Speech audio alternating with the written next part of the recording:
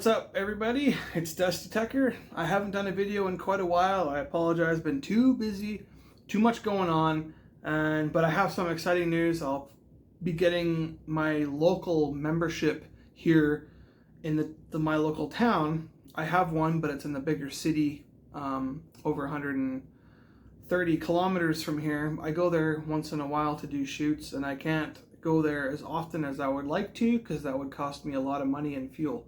So we have a local gun club at our range, and I'm going to be getting a membership there soon. I just wanted to get all my ducks in a row, so to speak. I wanted to get all my cowboy stuff laid out for the season first, so I put all my money towards that. And I haven't even done any local stuff at all yet. So I need to get my membership for my local gun club so I can start shooting and recording shooting videos and doing stuff like that. I haven't gotten around to that yet. So it should be happening soon. But this is just a little update. The whole video is not going to be an update. This video is actually going to be on shot shell loading, black powder hulls. These are once fired Winchester, just your standard field, or not field load, your target load, your lead shot, basically meant for clay pigeons and stuff, for trap, whatever. I have these marked on the back because I have a new tool, and I'm very pumped to have this new tool. I actually have two new tools, but I can only use one for now, and I'll get into that later. I can finally start making factory looking black powder shotgun shells, and I'm going to show you how I do that in this video. Sorry about the 2-3 minute little intro catch up / whatever you want to call it, but it's been a few weeks since I posted anything, so I just kind of want to catch everyone up to what's been going on here. I've gotten, I'll talk about this later, but I'll just point it out right now. I got a hold of this, so now I can resize my MagTech brass for cowboy action and for hunting or for whatever I want to use it for. I can resize, deprime, even put a little bit of a flared taper crimp on it. Not a rolled crimp, because that's going to mess up the brass. I don't want to do that, but it gives it just a little bit of a bottleneck taper crimp. We'll talk about that later. I don't have a press to use it right now. Like I said, I'll talk about it later. But I did acquire something else fairly recently. Let me swing around here.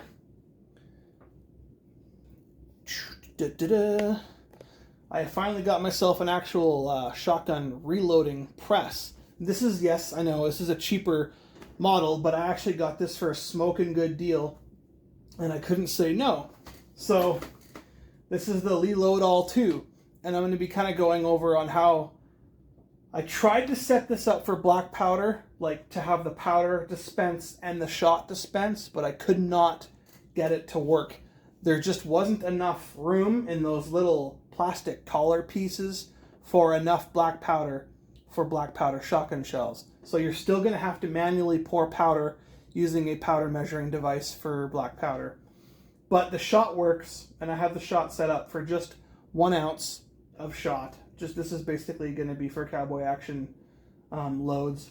So I don't even have the powder in there right now until I start loading some smokeless stuff. I won't even be using that part of this press. And this is once you have it, it may seem flimsy out of the box, but this is brand new, by the way. I don't think the guy even used it once or so. Like everything looks good. The paint is all shiny and everything on it. Like it looks really good. So I'm just gonna call it new. So it took me a little bit to figure out kind of how to set it up. Like you have a little trap door here for your spent primers. I couldn't, I didn't know what it was at first. I guess you could build something under your table to catch them too, like a little catch trough or something or whatever, straight into the garbage if you wanted, if you had a cool setup. I don't have very much room. Like I'm getting really crowded in here. Like if I just pan around, I'm getting super crowded. I don't have, I'll keep panning. I need to buy a bigger shelving unit or build one. My reloading stuff is just absolutely taking over right now. It's getting crazy. I need to figure out what I need to do is just to tell myself to stop spending money on shooting gear and supplies and situate my office better, because I got way too much stuff in here, and it's just... Anyways, so it comes with a resizing ring. I mean, this isn't going to be a review on this guy. I'm just going to be kind of showing you how I load it for black powder. So I'm not even sure what to call this video, like most of my videos. Oh, that one in my tool bag. Oh boy. Of course I have my tool bag right beside, and it fell right in with all the socket bits, so of course it looks like a socket, kind of. Okay, I got it. We're good. Attached with some dog hair. Great. But anyway, so once you have this, it may look flimsy, like I said, coming out of the box. It's kind of like rickety, and I don't know, like how strong is it? It's got a plastic base and everything. I was really careful installing it. It came with 2 long screws for the back, and it doesn't come with the 3rd one for the front. So I just used a regular screw for that, and I tried not to over tighten it. I just kind of snugged it off so it doesn't crack the plastic or put any necessary wear on it. If I had some extra washers that were smaller, I would put them on there for sure so I don't crack any of the plastic. I'm sorry if I can't get everything into the shot here as much as I want to, but so yeah, basically going to be showing you how I make black powder shot shells with this device as the main machine here. And for this particular load that I'm using fiber wads, not plastic shot wads, because the fiber wads are they actually help with recoil. They soften your recoil. If you have I stack 2 of them in here. With this load, there's 2 of these, and then there's the shot on top. So it really softens your recoil, and then you still get the knockdowns that you need for the shotgun targets. So, and in case you're wondering, yes, I'm loading 12 gauge. You're going to need some 11 gauge fiber wads or 1/2 inch fiber cushion wads. And these are my go-to wads for my brass hulls and my plastic ones. I don't like using plastic wads just because it could melt and make a mess on the range, and at least these are biodegradable, so that's my main. Now, if you're using overshot cards for the brass hulls, for the MagTech hulls here, I'll show you what I mean in case some of you guys haven't seen this before. Come on. These suckers. These solid brass shotgun hulls. I did a video a couple years back on loading these, and I really need to update it because there's certain ways that I do it now that I didn't do it back then, and I got lots of flack for it by people. But for these ones, because it's a solid ring around, you actually need 10 gauge overshot cards. Let me just put this away real quick. I don't want to make a mess here. Okay, so yeah, you need, those are for the 10 gauge overshot cards, or for the MagTech hulls, the solid brass hulls. What I use for the plastic ones is 3/4 inch punches, and this is what I use. They're just playing cards that I punched out. And in case you don't know where to get a punch for that, I'm not talking about like a hammer and chisel style punch. You go to Michael's craft store and pick up a 3/4 inch. Yes, it's pretty in pink, I know. You pick up a 3/4 punch. It's kind of pricey, especially here in Canada. I want to say this thing was around 20, 25 bucks, but it's built really sturdy, and I feel like it's going to last a long time. So you could just sit there while you're watching a TV show or a movie or whatever with playing cards and just snip, snip, snip, snip, snip, make a big pile of them. This was full at one point. My wife filled it for me. She did it really fast. But that's what I use for the plastic shotgun hulls. You could, in a pinch, use them in your brass hulls, but they're going to be a little bit loose, so you might have to use some type of glue, or I like to use beeswax just because it's natural and it doesn't, I don't know, glue like sticks to the inside of your hulls, I find. Maybe hot glue won't as much, but You'll also get streaks in your barrel from glue, I find. The wax doesn't really do that, so it's just the way I do it anyways. Now, I had an old method of loading before, and the tools I used for that were all homemade tools. Let me back up a bit so my face is kind of a little bit, there we go. I'm kind of rambling and all over the place. I'm sorry, I haven't done a video for a while, so I'm kind of all messed up. So I made this is a dowel that I use for depriming.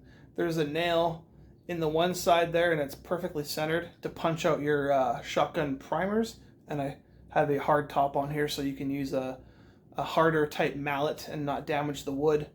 And then you have a T-bar on there to pull it out in case it gets stuck inside the hull. And then there's the packer one. So these two are pretty much the same. It's just one's a packer and one's a deprimer.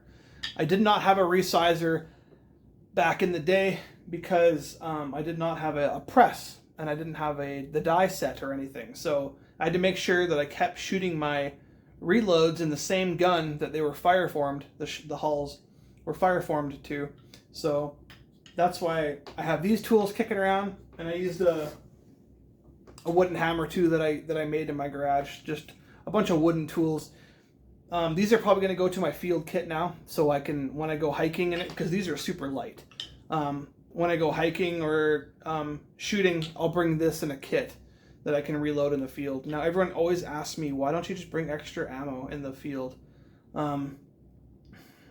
First of all, extra ammo takes up more space than the tools that, with the amount of space that it takes for raw components, I can reload 4 times as many shotgun shells as bringing big bulk boxes of full 25.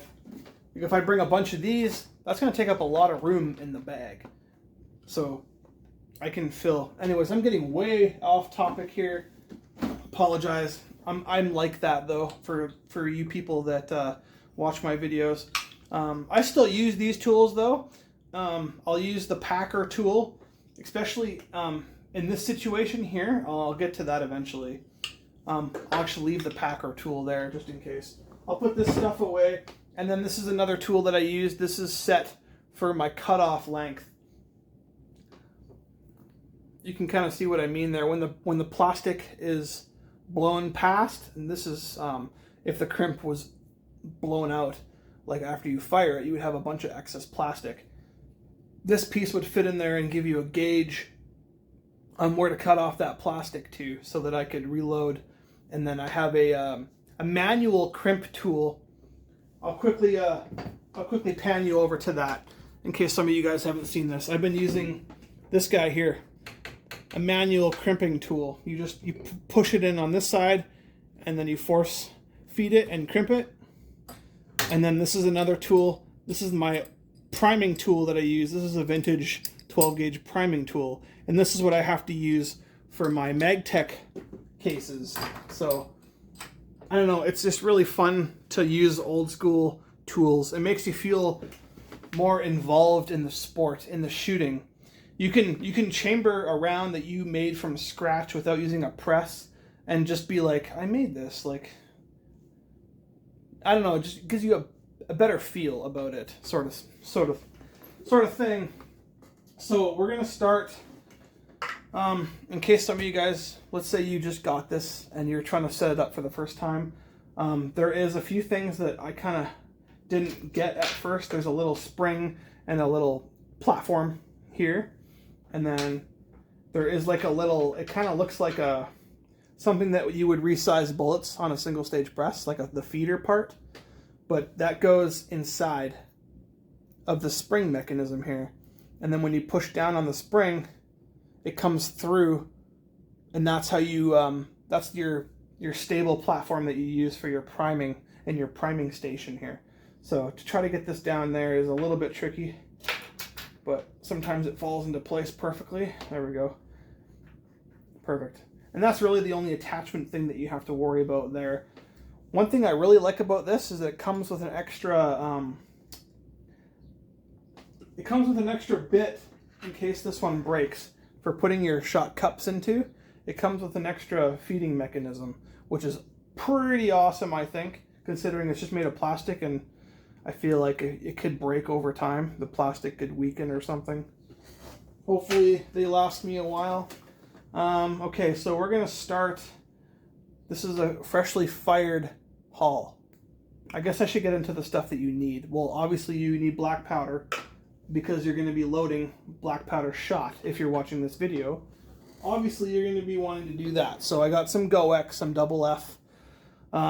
If I had single F, I would rather use single F. But I don't have single F, so I'll just use double F. It's just as good. I will not use triple F in a shot shell. It's too fine. Here's a shot scoop that I was using before too, manually. You're going to obviously need some primers. These are just 209s, regular primers. They're getting expensive now. Like, this was back in the day. This was $8. Now they're $9 or $10 for 100. So they're getting a little bit pricey now, especially with everything going down on the States. So I'm just going to pull a couple of them out right now. I'll just put them on top. I don't have a feeding mechanism for this press yet, but you can buy an aftermarket priming feeding system for this. But I'll just do it manually, whatever, no big deal. Okay, so the first step is you want to take the sizing collar that it comes with. Don't lose this. If you lose this, you cannot size your hulls. Your little ring around the bottom here, it may be tiny like this, it may be all the way halfway up for buckshot or slugs or whatever.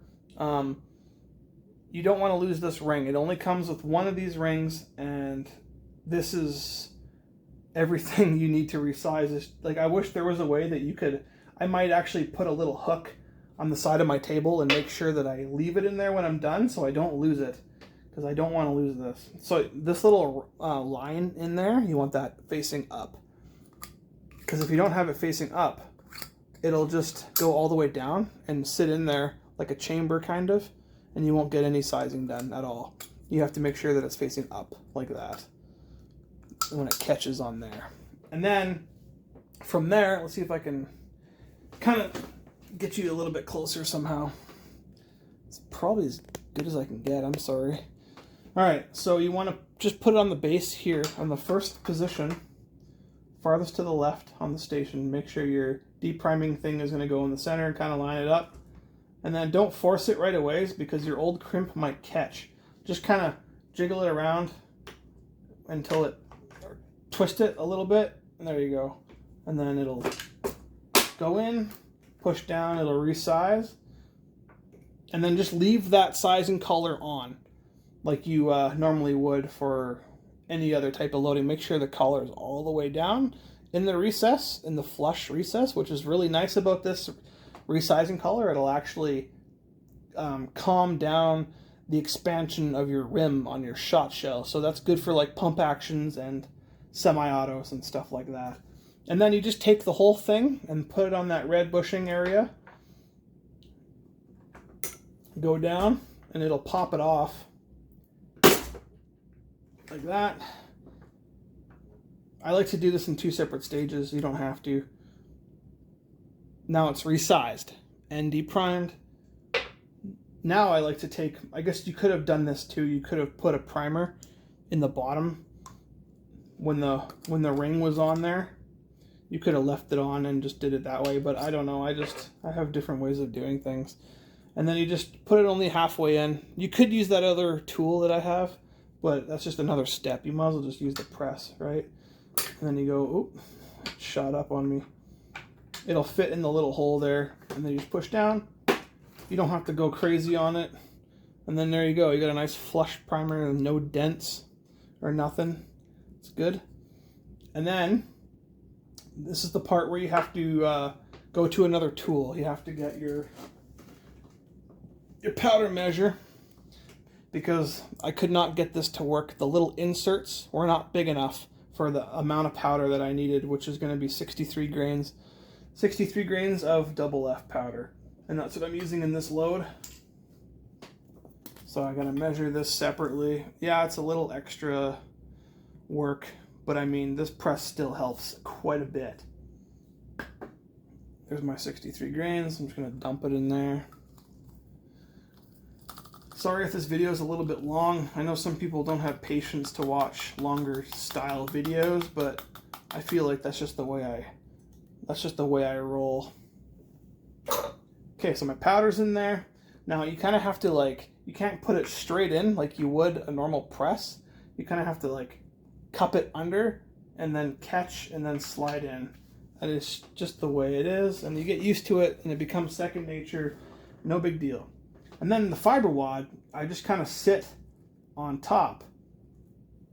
Now, there's a few ways you could do it. You could put a card in to maximize even pressure on the bottom.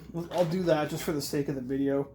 I'll just put the card, just rest it on top like that, and then I'll push her down, all the way down to the powder, and then I'll just check. It sort of went in there.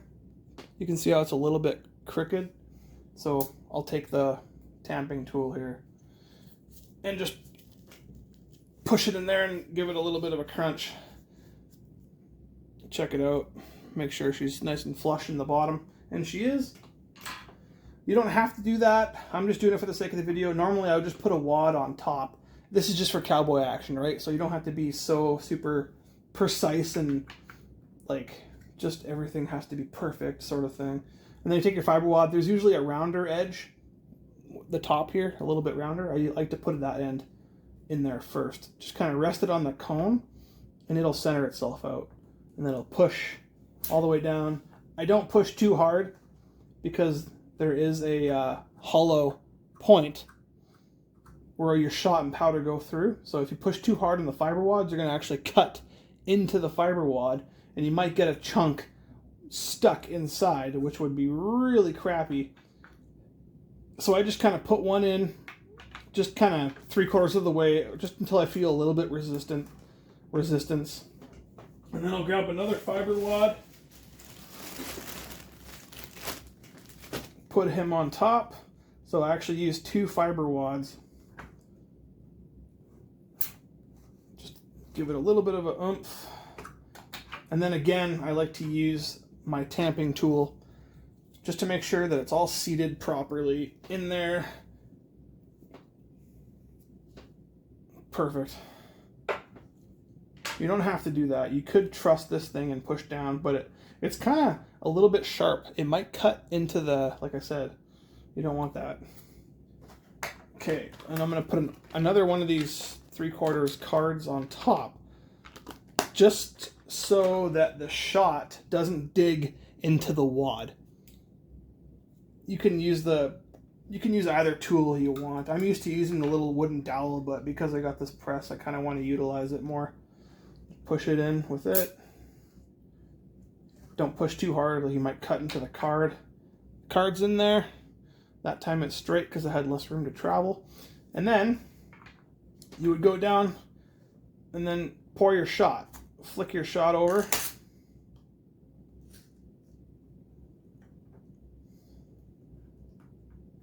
And then you have your shot on top. That's why I use 2 wads to fill as much of the case as possible, especially when I'm only using 1 ounce a shot. And then, because it's already been crimped before and fired before, if it was a new haul, it wouldn't matter. You could just throw it on there anyway and send it. But you have to line up one of these little indents close to you. So put it on this first stage here. Make sure the little indent is facing towards you. It's kind of hard to tell from the camera angle. And then you kind of want to twist it a little bit so it goes in good. And then push down.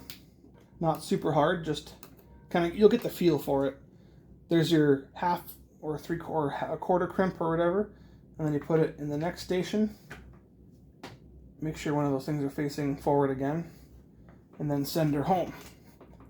I like to give it a little bit of extra dunction just to make sure that she's sealed up. And there you go. There is a fully loaded black powder shotgun shell. And it kind of looks funny because of the fiber wads. It kind of has a little bit of a bulge in the middle. But trust me, it'll still chamber fine and shoot fine. And I haven't shot it in my pump action 1897 yet. So I can't wait to try that. That's going to be a lot of fun. I really can't wait to see what that's going to be like at the range. But yeah, nice tight crimp on there. Hardly any rattle. Basically a factory load. Now what I like to do before I do anything else is I'll take a marker here, and I'll just put like a line across it or an X or something just to let me know that it's black powder. You could also put a little mark on it or something. You could just write B on it, or you could, if I use the other crimping method where you can see the white card on top, just put a B on there for black powder or whatever you want to do. This way I know when they're in my pouch, I look down, I can see that it's not a common shell. It's something different. So I can show you one more time just for shits and giggles here. And I'll do it a little bit quicker so I'm not, making it super slow. Because you can actually run this process pretty quick. Here's a fresh spent one. Take the collar on top.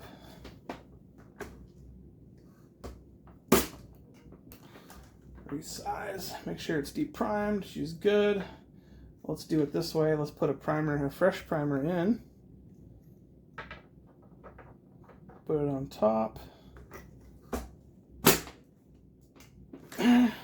Take the collar off. She's reprimed, ready to go. Get your black powder. I'm using just 63 grains. Pour your powder in there. I like to just check, make sure I got it all in there. And then I'm going to put a card in. Like I said, you know what? This time I'll just use a wad, just because it'll be a little bit quicker. Put a wad. I just kind of rest it on top until it catches. Send her home. Another one. Send her home. They're in there. Take this tool, just to make sure that it's all the way down in there. You don't want a pocket of air. That would not be good. And then a card. Some of you guys might have different ways of doing this. This is just the way I do it. Card on top. Push her down. Good. It's in there flush shot.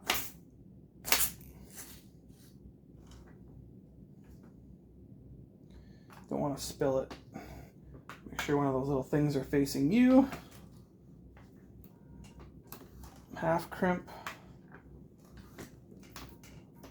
Full crimp. Almost full crimp. Didn't quite get her. Gotta press down a little bit hard sometimes. There you go. Done.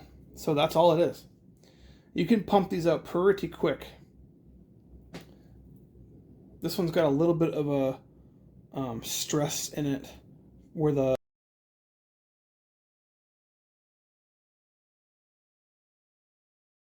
in fact I'll probably just it'll shoot. So that's pretty much it I got for that. Let's come back over here for a minute. Well, I hope you guys found something useful out of this video. Oh yeah, I gotta mark it. Remember to mark your black powder shells. You don't want to be in a match and then think it's a smokeless load and then pop. This is the other way that you could load. This one, oh sorry, this light behind me is really bright. It's messing with my resolution. This is another one that I use. This is a black powder one as well. And I know it's black powder because I use the antique crimper, roll crimper on top with a card.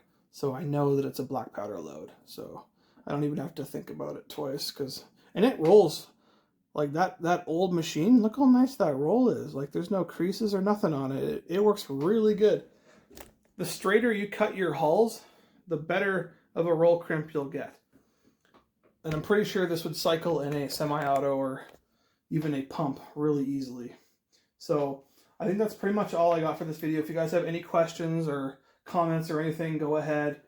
The shot size I was using was just 7.5 lead shot for cowboy action. You got to use lead shot. Can't use steel. This is just a homemade lid that I made for this. I do a lot of home crafty things. and it just works, and it's better than most of my videos are about doing everything you can possibly on the cheap. This thing works really good. I love it so far. The little trap door is cool. I'll probably build a little chute or something that goes into the into the garbage or something.